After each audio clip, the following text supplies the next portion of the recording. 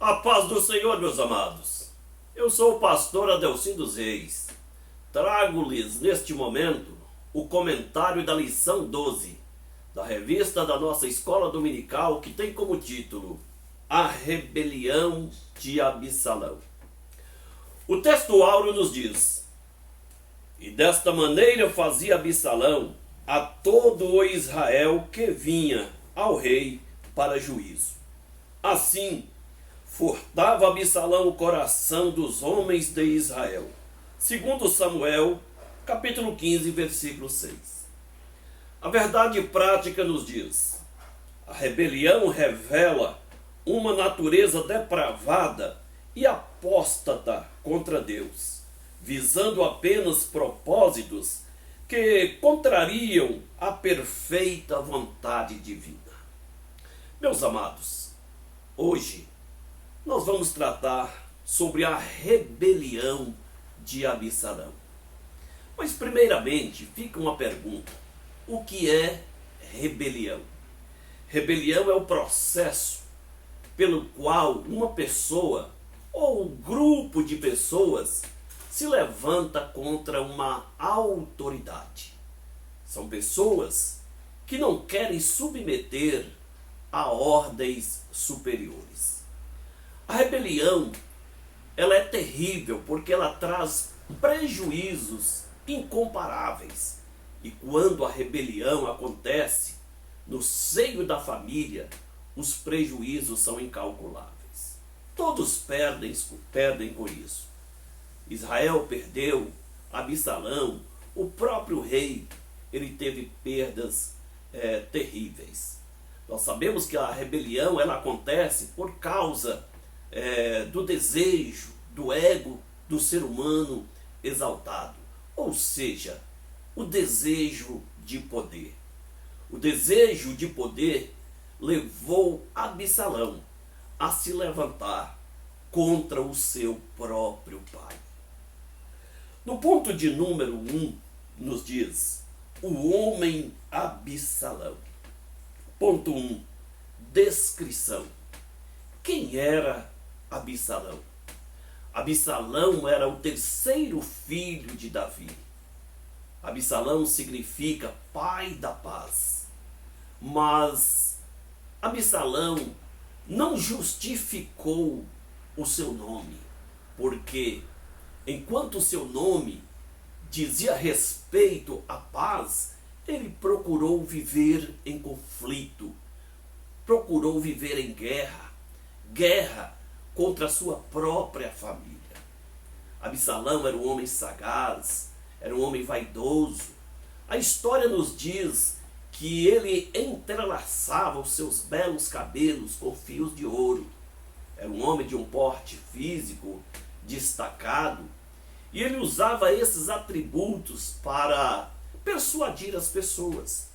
Era um homem que possuía carros, cavalos e homens que estavam à sua disposição. Ele então procurava persuadir pessoas, conquistar o coração das pessoas através de elogios, bajulações, tapinha nas costas. Eles iam então conquistando as pessoas. Nós vemos muitos atributos físicos de Absalão, mas nós não temos registro bíblico sobre as virtudes morais ou espirituais de Absalão.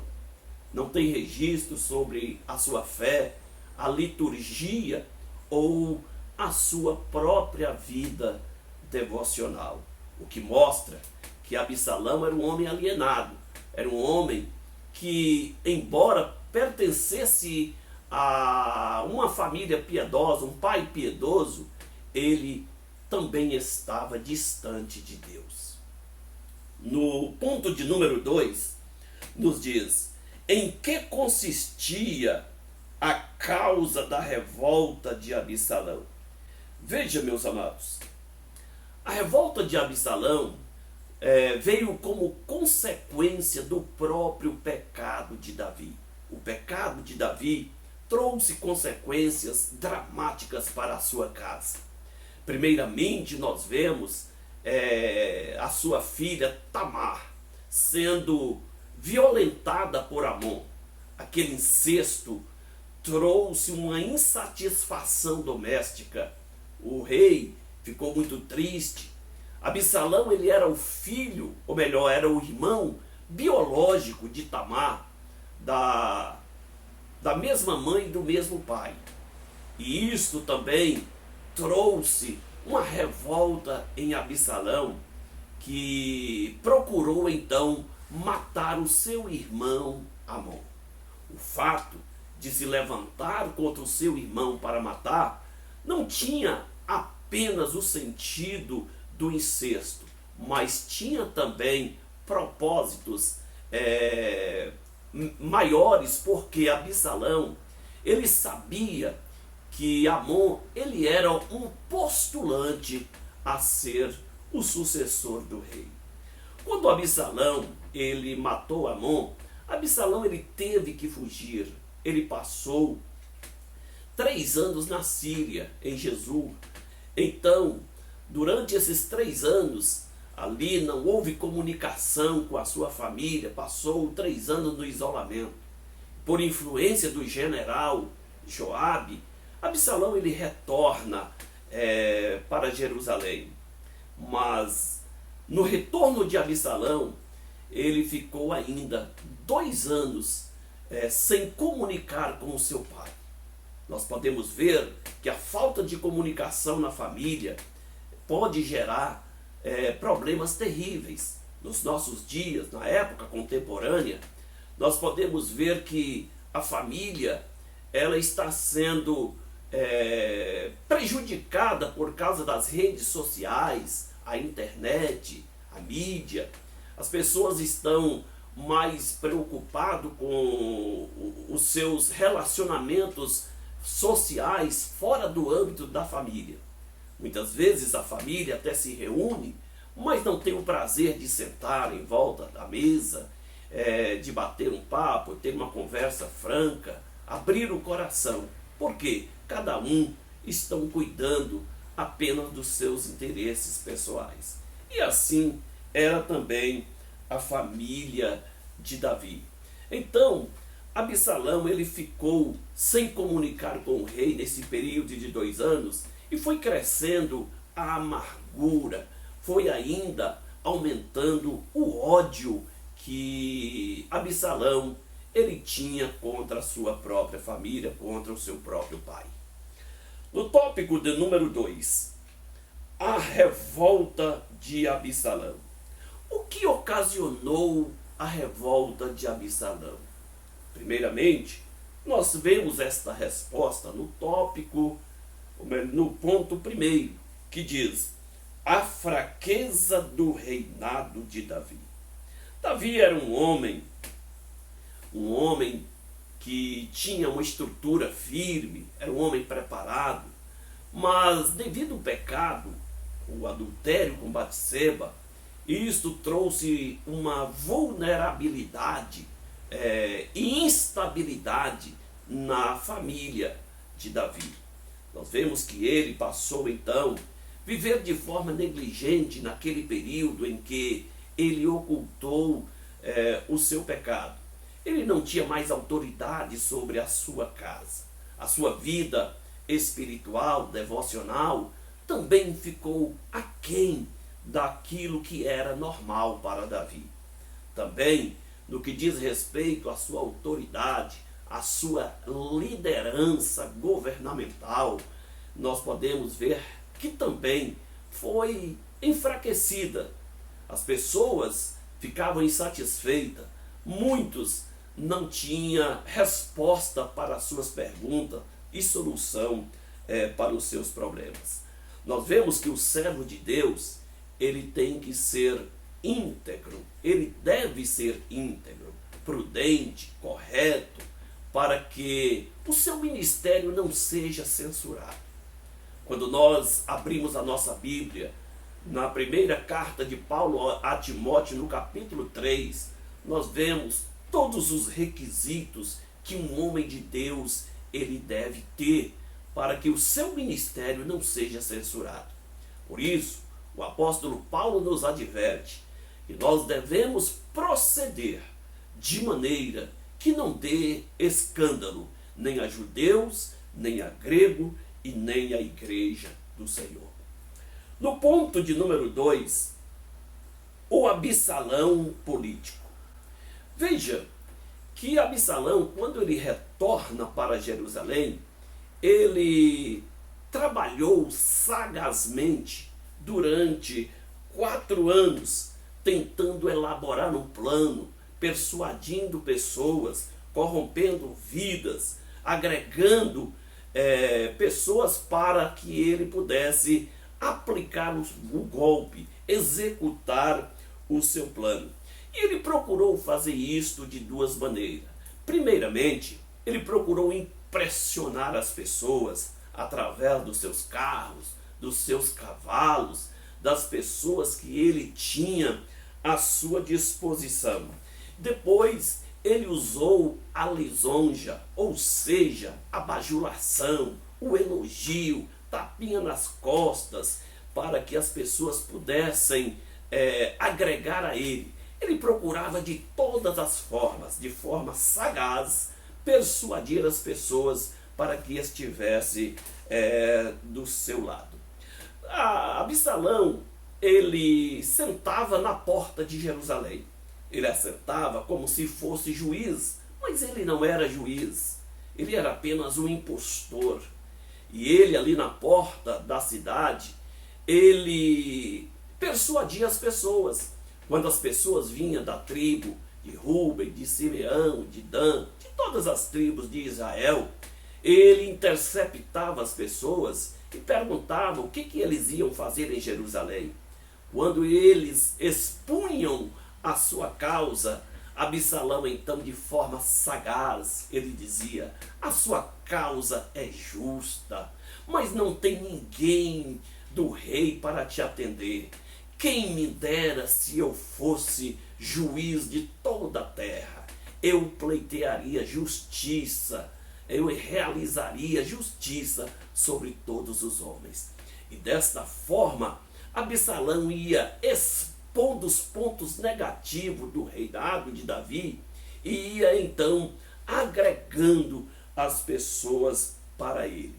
E foi assim que Absalão, ele de forma sagaz, ele foi conquistando o coração das pessoas. As pessoas, quando vinham a Absalão, então ele abraçava, pegava na mão, beijava e recusava as reverências que as pessoas deveriam fazer a ele como filho do rei, como príncipe, como um postulante ao trono. Então ele, de forma tão simples, mas de forma sagaz, ele ia conquistando o coração de todas as pessoas. No ponto de número 3, proclamando-se rei. Veja, meus amados, que depois de 4 anos, Absalão já tinha montado todo o seu plano, a sua estratégia, já tinha agregado pessoas, conquistado o coração do povo de Israel em todas as tribos. Então Absalão, ele vai até o rei e pede para ele ir a Hebrom, oferecer sacrifício, pagar voto, mas isto não era verdade. Absalão simplesmente usou a religião, ele usou aí o processo de servir a Deus, de cultuar a Deus de forma mentirosa, mas porque no coração de Absalão tinha maldade. O rei então permitiu que ele fosse até Hebrom. Hebrom estava o ponto de partida. A estratégia de Absalão começaria de Hebrom a marchar contra todo Israel. Absalão, ele conseguiu com sua sagacidade arregimentar, conquistar o coração de 200 homens sábios, homens experimentados, homens capazes. Ele conseguiu de forma enganosa arregimentar 200 homens para estar do seu lado. Na verdade, Eles nem sabiam por que estavam ali. A sagacidade de Absalão era tão grande que ele conseguiu conquistar o coração de Aitofel, um grande sábio, conselheiro do rei, e ele então estava do lado de Absalão. Vemos que aquilo ali aconteceu de forma tão sagaz que quando Aitofel viu frustrado o plano de Absalão, ele tirou a sua própria vida, morrendo enforcado. Veja que a sagacidade é uma estratégia diabólica. Sagacidade é a forma de Satanás trabalhar. E através da sagacidade é que Satanás ele conquista corações para destruir as vidas. E assim esteve Absalão como mensageiro de Satanás, usando estratégias das trevas para conquistar o povo e usurpar o reino do seu próprio pai. No ponto de número 4, nós vemos aqui a lealdade dos servos de Davi. Veja bem, quando Absalão ele se proclamou rei em Hebrom, todo o povo estava instruído, tinha distribuído mensageiros por todas as tribos de Israel, e ali tocou a trombeta e eles proclamaram Absalão rei. Absalão já tinha preparado o seu exército, a sua tropa, e eles então marcharam contra Jerusalém para usurpar o trono do seu pai Davi. Nós vemos que Davi então, quando ele tem notícia desse plano terrível e que Absalão marchava para Jerusalém com a sua tropa, Davi então ele se prepara para fugir. Veja bem, Davi ele procurou fugir de Jerusalém.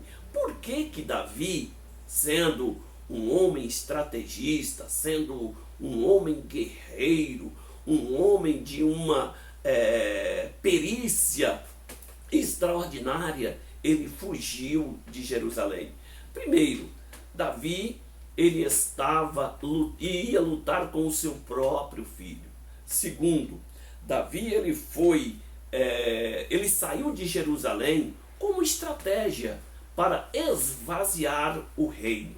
Porque se Absalão com as suas tropas marchasse contra Jerusalém e o rei estivesse em Jerusalém, certamente ia haver um grande conflito entre as tropas de Absalão contra o exército poderoso de Davi. E certamente haveria uma mortandade terrível em Jerusalém.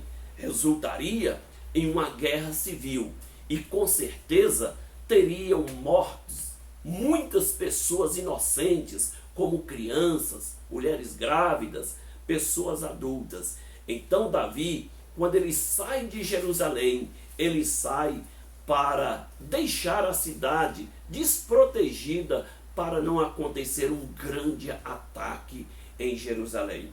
O exército de Davi se posiciona para defender Davi, defender o reino, porém do lado externo. Então nós vemos que quando Davi ele fugiu, pessoas leais a Davi o acompanhavam. E dentre as pessoas, muitas pessoas leais a Davi, nós vemos destacado na Bíblia um homem chamado Itai. Este homem, ele não era judeu, ele era um homem de Gate, ele era da terra dos filisteus, mas era um homem extremamente leal a Davi. Certamente, este homem tinha aderido à religião judaica. Então nós vemos que a lealdade daquele homem fez com que ele acompanhasse Davi. Davi então pede para Itai voltar. Itai então, em um ato de fidelidade e de respeito ao rei, ele diz: porque eu voltaria? Eu vou para o rei, quer para a vida ou para a morte. Itai estava disposto até mesmo morrer para defender o rei. Tal ato não aconteceu por parte do seu filho Absalão, porque Absalão queria a todo custo tomar o trono de Davi, mesmo que para isso ele tivesse de tirar a vida do seu próprio pai. No tópico de número 3, a morte de Absalão. Ponto 1, o coração de Davi. Veja que esse ponto é o ponto mais difícil, é o ponto mais terrível que um pai ele pode chegar, ter de confrontar o seu próprio filho. Então nós vemos aqui que Davi ele teve que preparar o seu exército para confrontar com o seu próprio filho. Que coisa terrível, que coisa triste. Se nós pararmos um pouco para pensar no que significa isto, o pai ter que preparar um exército para confrontar o seu filho, o filho com o exército preparado para destruir o pai, para tomar o trono, é algo inimaginável, é algo terrível. Mas infelizmente isto aconteceu na casa do homem segundo o coração de Deus. Então nós vemos que Davi, então ele teve que preparar o seu exército e distribuir em 3 companhias. Ele usou o seu general Joabe com uma companhia, o seu guerreiro Abisai e Itai com outras companhias. 3 companhias foram separadas estrategicamente para o combate contra as tropas de Absalão. Veja bem, 2 coisas importantes é destacado aqui. Primeiramente, eles não permitiram que o rei fosse com eles para a batalha, porque eles sabiam o valor que Davi tinha. E todo o alvo daquele conflito era exatamente em cima de Davi. Uma outra coisa, Davi, ele estava confrontando com o seu próprio filho. Então Davi com certeza ficaria vulnerável se ele tivesse de confrontar com o seu próprio filho. Veja que Davi, ele pediu para tratar Absalão com brandura. Ora, em uma guerra, tal pedido é inconcebível. Não se trata ninguém com brandura em tempo de guerra. Mas porque Davi estava confrontando o seu próprio filho, ele pediu tal brandura.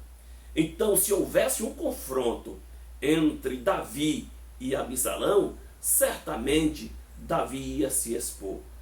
Se tivesse de morrer Davi ou Absalão, certamente Davi preferiria morrer em lugar do seu filho. Nós podemos ver isto quando Davi recebeu a notícia da morte de Absalão. Davi, ele sobe para a sala para chorar e ele lamenta dizendo: meu filho Absalão, quem me dera morrer em teu lugar. Então, estrategicamente, o comando da tropa de Davi não permitiu que Davi ele fosse para o confronto. No ponto de número 2, o preço da rebelião de Absalão. A rebelião de Absalão foi para conquistar o trono do seu próprio pai. Mas essa tentativa de conquistar, ou seja, de usurpar o trono do seu próprio pai, acabou custando-lhe a vida. Nos combates que aconteceram nas florestas de Efraim, um local onde era de difícil acesso, a história ou a Bíblia nos informa que caíram ali 20.000 homens da tropa de Absalão. Mas vemos que também ali morreu alguns homens dos soldados de Davi, devido àquele lugar ser um local de difícil acesso. quando Absalão viu que a guerra estava travada e ele teve grandes perdas, Absalão então foge montado em uma mula, correndo ali entre as árvores, e ele então ficou preso pelos seus grandes cabelos ali em uma árvore chamada carvalho. E vemos então que ele ficou preso, ficou entre o céu e a terra.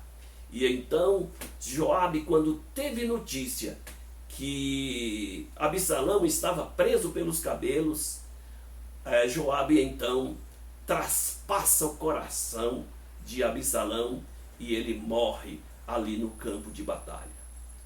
Então pegaram Absalão, sepultaram ali naquelas matas de Efraim, sepultaram naquele local sem honra, com desonra para um príncipe, um filho do rei.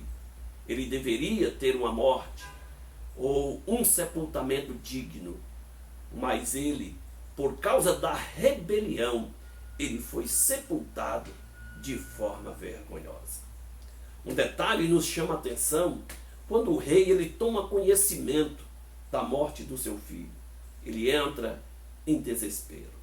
Jamais Davi queria ver o seu filho morto naquela situação. E quando ele entra em desespero, ele lamenta profundamente. Eu posso ver que Davi, naquele instante que ele clama, chora, fica em desespero por causa do seu filho e lamenta: meu filho, Absalão, meu filho, quem me dera morrer em seu lugar.